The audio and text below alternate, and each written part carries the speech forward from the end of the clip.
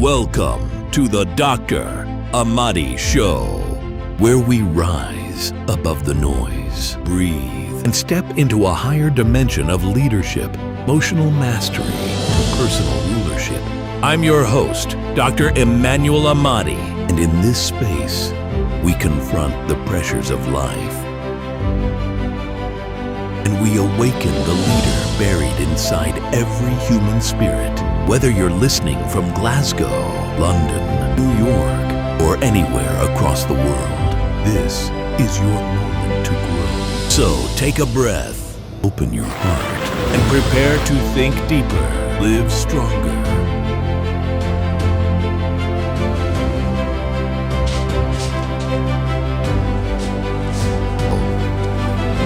This is the Dr. AMADI Show.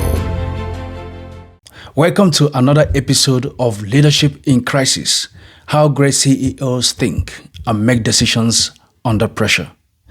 You see, this podcast is where we study the minds of elite leaders and extract practical wisdom you can apply in your business, in your career, in your family, and in your life. I am your host, Dr. Emmanuel AMADI of the AMADI Global Institute, Glasgow. And I remain convinced of this truth, that the greatest battle in leadership or in life is not in the boardroom. The greatest battle in life is not in the marketplace. The greatest battle in life is the one you fight within you, in your mind, in your emotions, and in your feelings, especially when you are under immense pressure to perform, to forgive, to lead others, and to rise above board. And today we explore one of the most powerful emotional tests any leader can face in their career: forgiveness under pressure. Forgiveness, not forgetting, not pretending, not excusing, but forgiveness. And today we turn our microscope to a man who mastered it at a level the world still struggles to comprehend up to today. His name is Nelson Mandela. In this episode, I will share more light on how Nelson Mandela mastered forgiveness under pressure. This is to allow you to extract some principles and apply them in your own leadership, in your own relationships, in your own emotional world, and in your own destiny. By the end of this podcast, you will walk away with 3 laws that can transform your emotional life if you practice them daily. But before we dive into these laws, hear me carefully. Forgiveness is not weakness. Forgiveness is not surrender. Forgiveness is not emotional fragility. Forgiveness is not the same as reconciliation. Forgiveness is emotional freedom. Freedom is leadership maturity. And forgiveness is the ability to rise above what others try to bury under you. To understand the weight of Nelson Mandela's life, you must first understand the world he inherited in South Africa. History shows us a sobering pattern. Wherever the British Empire expanded, it often left behind a trail of destruction. Lands divided, communities displaced, economies restructured for extraction, and cultural treasures removed from their rightful homes. This is not an attack on a people. It is an honest reading of history. A recognition that colonial systems, not individuals, reshaped nations in ways that still echo today. South Africa was no exception. White settlement began in 1652 when Dutch colonizers arrived and claimed land that was not theirs. In the 19th century, British colonization expanded that control, deepening tensions, pushing the Boer settlers inland, and tightening a structure where the people of the land were treated as outsiders in their own very homes. This long history of domination laid the foundation for something far more brutal, a system called apartheid. Apartheid was not a political policy. Rather, it was a moral violation, a spiritual distortion of the country, a deliberate attempt to strip a people of their dignity, their identity, their opportunity, and their humanity. To grasp how wrong this was, imagine this. A man from Nigeria or Ghana or India arrives in Europe for business and slowly begins to take power, rewrite the laws, seize the land, and declare that the people of the UK or Europe are now second-class citizens in their own country. That is exactly what happened with apartheid to the people of South Africa. And for resisting this injustice, Nelson Mandela spent 27 years in prison. Not 27 days, not 27 months, but 27 years locked away for defending the dignity of his people and the sovereignty of his own nation. I remember studying Mandela in 2019 at Harvard University during my strategic leadership training in the executive education department. As we examined leadership styles, Mandela stood apart, not just as a political figure, but as a moral giant, a man who understood power, purpose, and the price of leadership under pressure. Most people, including myself, will come out of such suffering being bitter, angry, hardened, and emotionally fractured. But Nelson Mandela emerged with something the world did not expect. And that is the lesson we explore today, this very day. Let me tell you something every young leader must understand. What every manager must also understand. What people in broken relationships must also understand. And those in the midst of divorce who might be watching this video, I want them to understand this. People are not destroyed by what they go through. People are destroyed by what they hold onto. Unforgiveness is emotional poison. It doesn't weaken your enemies. It weakens your own clarity. It doesn't punish the past. It paralyzes the future. Neuroscience tells us that holding on to resentment keeps the amygdala, the emotional brain, in a constant state of threat. In other words, you cannot think clearly when you are emotionally imprisoned. You cannot lead effectively when your mind is stuck in yesterday's experience. You cannot rise when your heart is still bleeding. Forgiveness is not about the past. Forgiveness is about the future. Let us jump to the 3 laws of forgiveness under pressure to tell you how you can manage it in your own daily life. Law number 1, pain must not become your identity. Pain must not become what you are known for, but what you have overcome. Mandela refused to let injustice define him. He refused to let bitterness shape him. He refused to let anger become his own strategy. Psychology calls this behavior identity separation, which is the ability to separate what happened to you from who you are. Many people merge their identity with their injury. They become the rejected one, the betrayed one, the abandoned one, and the wounded one. But hear me clearly today. What happened to you yesterday or last year is a chapter in your life. It is not your name. It is part of your story, and it is not your identity. Mandela understood this, and you too must understand it as well. Some of you listening are more loyal to your pain than to your potentials. It is time to change that right now after listening to this podcast.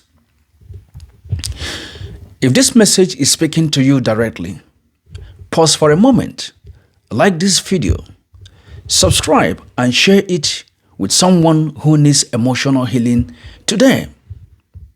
Law number 2, forgiveness creates strategic advantage. Forgiveness is not emotional softness. Forgiveness is emotional intelligence. Forgiveness disarms your enemies. Forgiveness builds alliances, and forgiveness restores environment. Nelson Mandela forgave. He did not lose power. He gained influence. Forgiveness is not about the past. Forgiveness is about the future. Neuroscience tells us that forgiveness activates the prefrontal cortex, the thinking brain.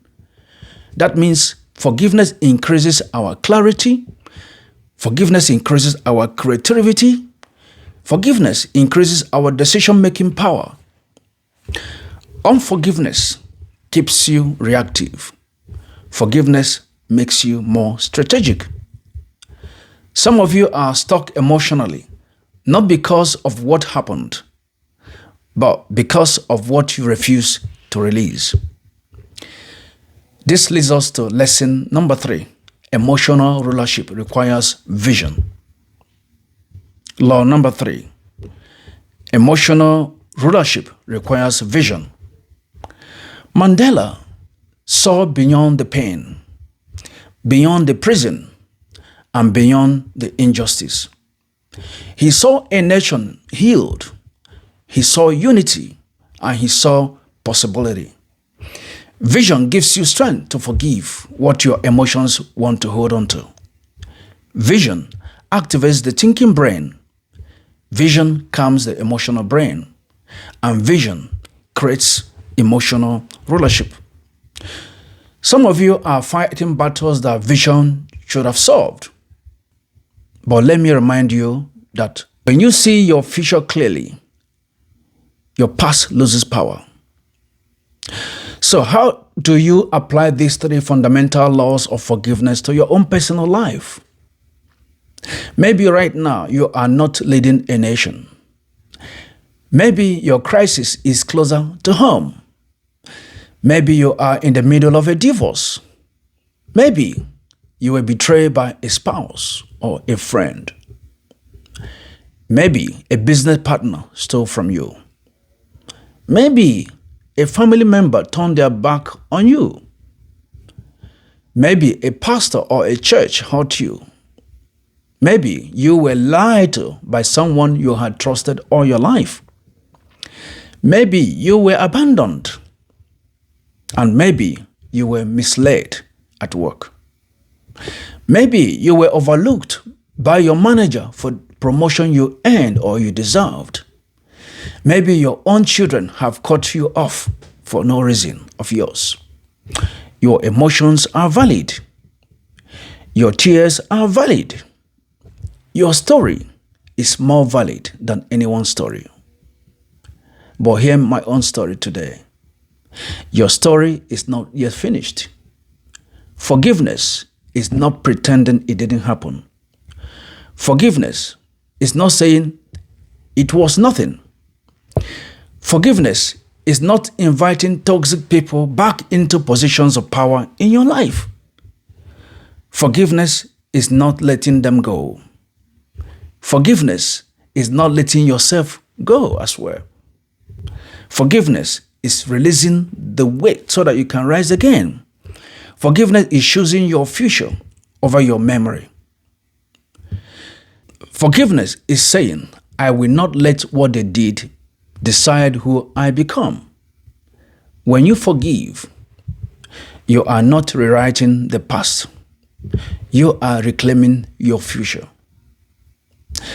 And this is where Nelson Mandela's story meets your own story right now.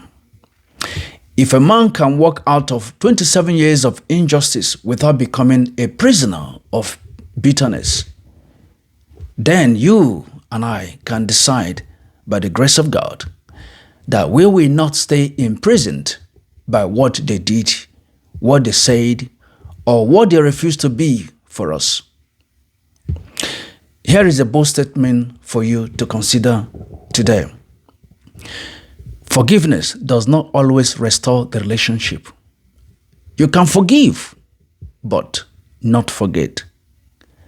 But forgiveness will always restore your power.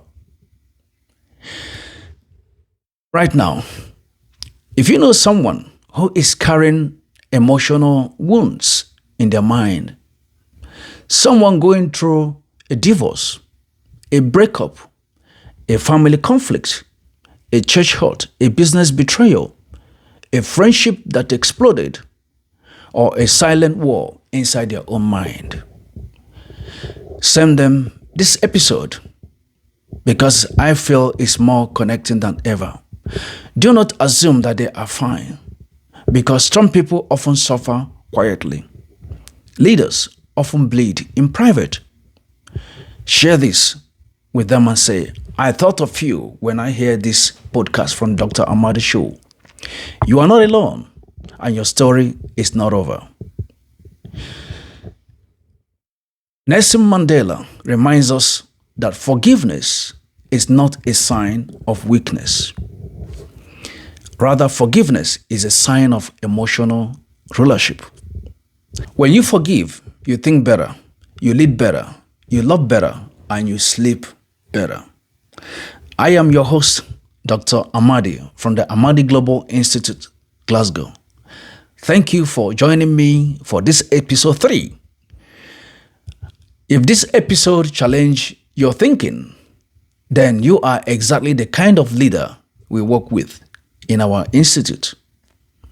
At the AMADI Global Institute, we help professionals and executives break through career ceilings, increase their income, and step into leadership with confidence and clarity. If you are serious about your next level, book your free 15 minutes strategy call today. The link is in the description in our website. Until next time, stay calm, think clearly, and lead when the pressure is on. I look forward to seeing you in the next video. Thank you, and God bless you. Thank you for listening to the Dr. AMADI Show. If there's one thing I want you to remember, it's this: your current circumstances do not define your future. The decisions you make today do. Every week, we bring you practical insights, real-world solutions, and powerful conversations designed to help you lead better, live better, and achieve more. If this episode added value to your life, subscribe and share it with someone who needs encouragement, direction, or a breakthrough. To work with us, partner with us, or discover how we can help you unlock your next level, visit amadiglobal.com. Until next time, keep growing, keep learning, and keep becoming the person you were created to be. This is Dr. Emmanuel AMADI. Thank you for listening to the Dr. AMADI Show.